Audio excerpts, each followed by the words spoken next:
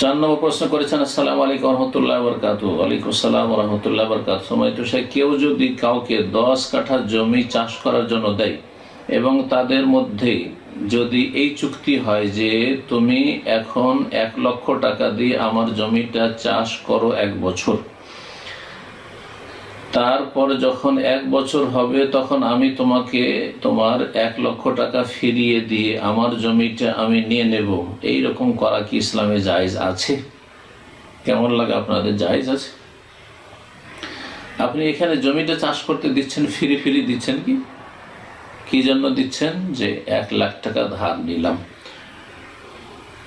আর এই 1 লাখ টাকা থেকে আপনি লাভবান হবেন। তো 1 লক্ষ টাকা নিলেন আপনি ধার হিসাবে, আর সেটা পুরোপুরি আবার ফিরিয়ে দেবেন। এই যে 1 লক্ষ টাকা আপনি ব্যবহার করলেন ধার নিয়ে, তার এগনিস্টে আপনি, তার জন্য আপনি তাকে 1 বছর আপনার বা যতদিন এই 1 লক্ষ টাকা দিবেন না আপনি বা দিতে পারবেন না, ততদিন সেই জমিটা সে চাষাবাদ করে খাবে।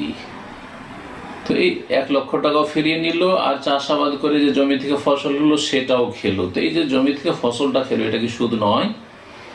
কারণ কারজে হাসানার একটা গুরুত্বপূর্ণ দিক হচ্ছে যে যত টাকা আপনি করজ নেবেন বা দেবেন, ধার নেবেন বা দেবেন, তত টাকাই নেবেন। এমন কোনো চুক্তি হবে না বা এমন কোনো গ্রিন সিগন্যাল দেওয়া হবে না যে আমাকে ধার দাও তো এত তোমাকে লাভ দেব, অথবা কোনো চুক্তি হলো এরকম জায়েজ নয়।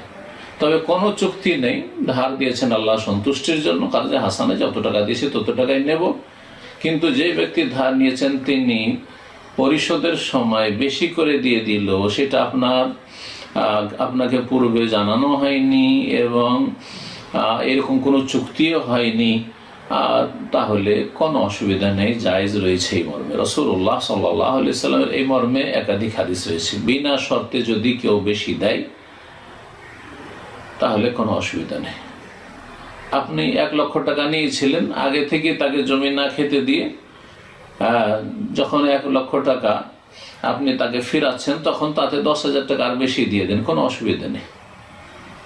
তাই 10 মণ ধান আপনি দিয়ে দেন, এমনি দিয়ে দেন, আপনি যে চাষাবাদ করে। কিন্তু অগ্রিম তাকে দিয়েছেন, এই টোপ দিয়েছেন, তাকে প্রলোভন দিয়েছেন যে তুমি 1 লাখ টাকা আমাকে দিলে তোমার টাকাটা বাঁঝা নয়, এই টাকা থেকে তুমি আমার জমিটা চাষাবাদ করে খেতে পারছো। এটাই তো সুদ।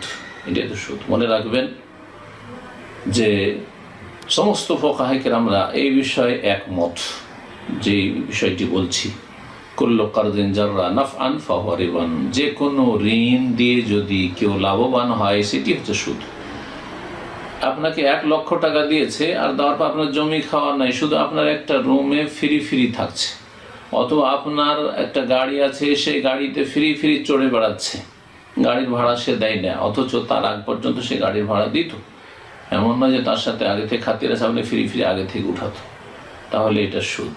এক কথায় যে কোনো ঋণ দেওয়ার পরে যদি যে কোনো দিক থেকে কেউ লাভবান হয় সেটি হচ্ছে সুদ। সেটা টাকা পয়সার আকারে হোক, অথবা জমি এর আকারে হোক, আর জমির ফসলের আকারে হোক, অথবা অন্য কোনো আকারে হোক না কেন, নিঃসন্দেহে আপনি এই সুদের কারবারে আছেন। আল্লাহ যেন তওবা করে সংশোধন করে ফিরে আসার তৌফিক দান করেন।